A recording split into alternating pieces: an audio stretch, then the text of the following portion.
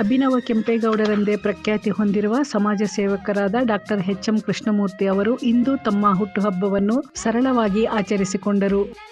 ಮಾಗಡಿ ತಾಲೂಕಿನ ತಮ್ಮ ಹುಟ್ಟೂರಿನಲ್ಲಿ ಅಭಿಮಾನಿಗಳ ನಡುವೆ ತಮ್ಮ ಹುಟ್ಟುಹಬ್ಬವನ್ನು ಅತಿ ಸರಳವಾಗಿ ಆಚರಿಸಿಕೊಂಡರು. ಈ ಸಂದರ್ಭದಲ್ಲಿ ಅವರು ಮಾಧ್ಯಮಗಳೊಂದಿಗೆ ಮಾತನಾಡುತ್ತಾ, ಜನ್ಮ ದಿನಾಚರಣೆ ವರ್ಷಕ್ಕೊಮ್ಮೆ ಬರುವುದು.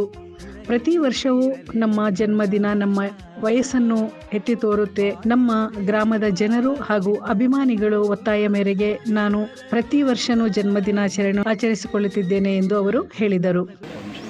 ನಮ್ಮ ಜೀವನದಲ್ಲಿ ವರ್ಷಕ್ಕೊಂದು ದಿನ ಬರುವಂಥ ಶುಭಗಳಿಗೆ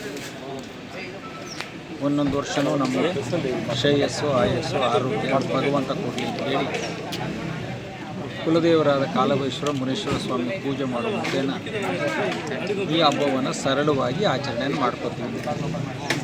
ಬಂದವರು ಹಸ್ಕೊಂಡೆಲ್ಲೂ ಹೋಗೋದಿಲ್ಲ, ಊಟದ ವ್ಯವಸ್ಥೆ ಮತ್ತು ಸಾಕಷ್ಟು ಈ ಸ್ನೇಹಿತರು, ಬಂಧುಗಳು, ಹಿತೈಷಿಗಳೆಲ್ಲ ಸಿಹಿಯನ್ನು ತಂದು ಜಾಯಿಸ್ತಾರೆ.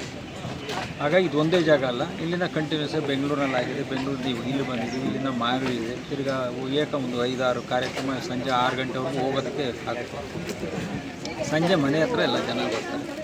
ಹಾಗಾಗಿ ಆವ ಭಾಗದ ಜನಕ್ಕೆ ಆ ಸ್ನೇಹಿತರಿಗೆ ಸಿಕ್ಕಿ ಅವರು ನಮಗೆ ಒಂದು ವಿಶೇಷ ಅಂದರೆ ಪ್ರೀತಿಯಿಂದ ಆಶೀರ್ವಾದ ಅಥವಾ ಪ್ರೀತಿಯಿಂದ ನಮ್ಮನ್ನು ಕಾಣುವಂಥ ಸನ್ನಿವೇಶ ಇದೆ.